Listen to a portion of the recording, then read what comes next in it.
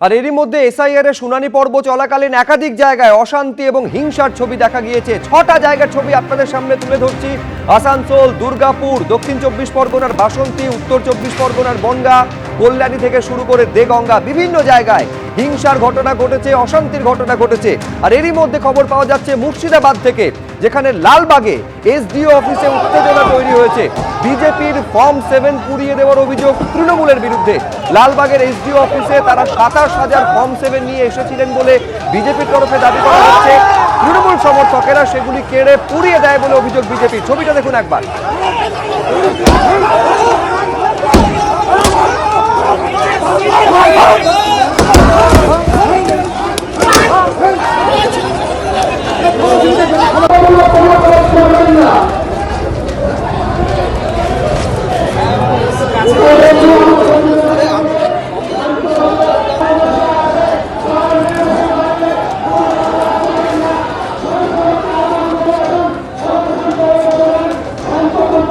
রাজীব চৌধুরী আমাদের প্রতিনিধি রয়েছেন, একেবারে ছবিতে স্পষ্ট দেখা গেল রাজীব যে থান ইট তুলে গাড়ির কাজ ভেঙে দেওয়া হলো।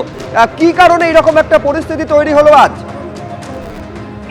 সকাল থেকেই বিজেপি কর্মী সমর্থক এবং নেতৃত্বরা যখন বিধায়কের নেতৃত্বে তারা ফর্ম 7 লালবাগে যে মহকুমা শাসকের অফিস রয়েছে সেখানে জমা দিতে এসেছিলেন, তখন উত্তেজনা সৃষ্টি হয় এবং তৃণমূলের পক্ষ থেকেও বাইরে তাদের কিন্তু অবস্থান বিক্ষোভ করা হয় এবং তারা একবারে মুখোমুখি হয়ে যায়। তৃণমূল এবং যে বিজেপি কর্মী সমর্থকরা মুখোমুখি হয়ে যায় এবং ভিতরে ক্যাম্পাসের মধ্যে একেবারে বচসা ভাঙচুর হয় এবং সেখান থেকে অভিযোগ যে বিজেপির কর্মী সমর্থকদের হাত থেকে ফর্ম 7 নিয়ে এসে বাইরে আগুন দিয়ে জ্বালিয়ে দেওয়া হয়।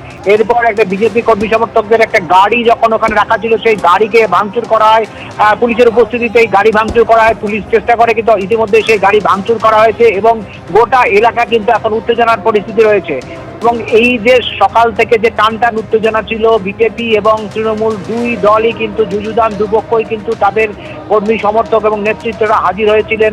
একজনের উদ্দেশ্য ছিল তারা ফর্ম 7 জমা দেওয়ার জন্য উপস্থিত হয়েছেন, আর এক দল অর্থাৎ শাসক দলের তৃণমূলের পক্ষ থেকে যারা সেখানে সহায়তা কেন্দ্রে এসেছিলেন তাদের সহায়তা করার জন্য জমায়েত তাদের পক্ষ থেকে দাবি করা হচ্ছে এবং সেখানে প্রচুর পুলিশ বাহিনী ছিল উপস্থিতি।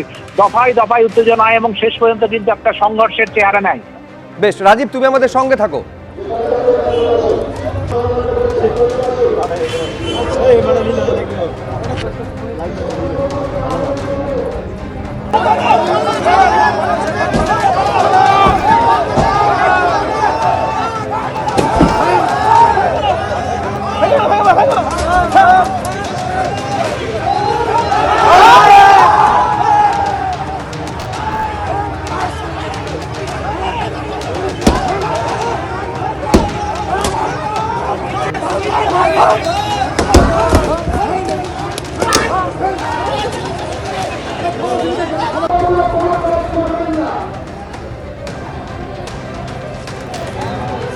এবিপি আনন্দ, এগিয়ে থাকে, এগিয়ে রাখে।